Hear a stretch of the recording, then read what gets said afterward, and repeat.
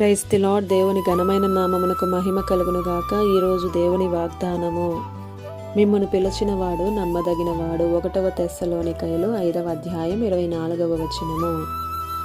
ఈ ఉదయకాల సమయంలో దేవుడు నమ్మదగిన దేవుడుగా మనకు తెలియజేస్తున్నాడు. దేవుని నమ్మకత్వాన్ని చూసి ఎన్నిసార్లు ఆశ్చర్యపడిపోయి ఉంటాం. నిన్న, నేడు, రేపు ఎల్లప్పుడూ ఒకే రీతిగా ఉంటాడు. మనుషులు ఎప్పుడూ ఒకేలా ఉండరు. మన ఆరాధన, మన ప్రేమ, మన నమ్మకత్వం దేవునిలో ఎల్లప్పుడూ కూడా ఒకే రీతిలో ఉండదు. కానీ దేవుని ప్రేమ, దేవుని నమ్మకత్వం, ఆయన వాత్సల్యం మన పట్ల ఎప్పుడూ ఒకే రీతిగా ఉంటుంది. ఒక్కోసారి నీవు అనుకుంటూ ఉంటావు కదా, నేను ఎందుకు పనికిరాను అని. దేవుడు నిన్ను దాచి మెరుగుపెట్టి తన అంబుల పొదలో దాచి ఉంచాడు.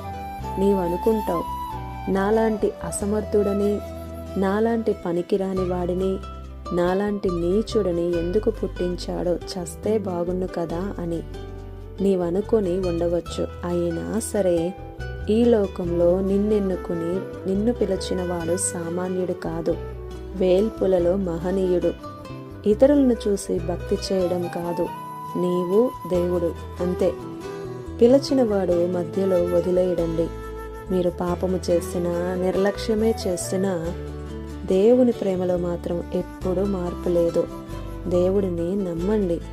మీ ఆఖరి శ్వాస వరకు, అంతము వరకు నీకు తోడుగా ఉండే దేవుడు. నేనున్నాను అని అభయం ఇచ్చేవాడు. మన కష్టాలలో, నష్టాలలో ఉండరు. ఎవరు కూడా మనకు తోడుగా.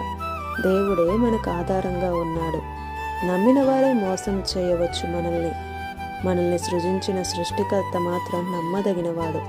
కనుక ఆయన వైపు, ఆయన ప్రేమ వైపే చూడు. నిజంగా ఆయన ఈ రోజుకి ఇంకనూ నిన్ను ప్రేమిస్తున్నాడు. ఆయన వాత్సల్యత నీ మీద ఉంది.